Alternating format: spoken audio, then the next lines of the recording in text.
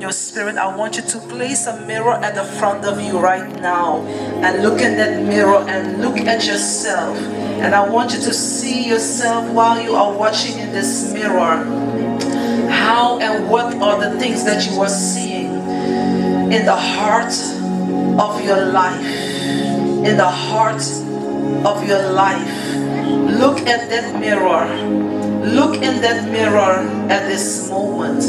And then I want you to look in the mirror of your heart.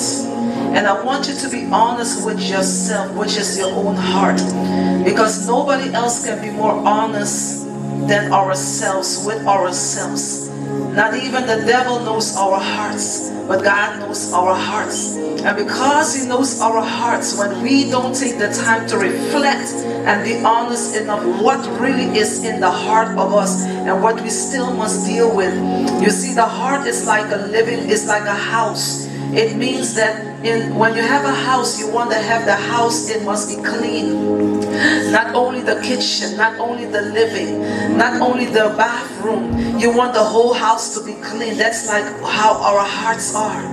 That means check the living room of your heart. Check the room of your heart. Check also the toilet of your heart. Check also the office of your heart, the kitchen of your heart, the hall of your heart.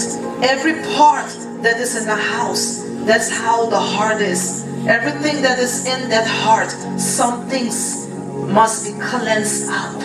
And when there are still wounds in that place, that means it must still be take place with being cleansed.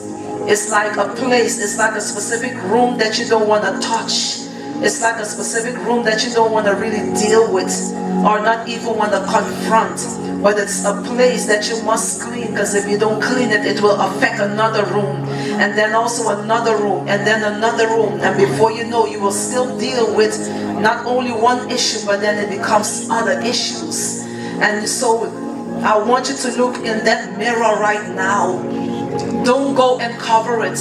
Go and take the time to clean it. That's that moment when Papa was talking about Job. Before his children would even sin. Before his children would even sin, because he knows the kind of children he had. He had children every time they would go and have party, go and have feast, go and have party, and he would be the one who have to be the Mr. Righteous before God and be the Mr. Right before God. Somebody had to be holy before the Lord, and so he had to take that sacrifice so he could stay in obedience, not only on his behalf, but for his whole household. What is God asking from you? That you tell yourself, I can't do this no more, or I don't even want to deal with this no more, or I have been dealing with it for a while, but really I know I have to pick up my cross and not only follow it, but it's a cross of that. If I'm not dealing with it, I'm always going to deal with it. Instead of dealing with it, I'm going to cover it. And for some of you, you have been keep covering and covering.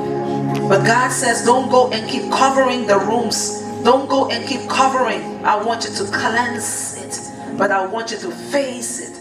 And I want you to confront it. Talk with Jesus.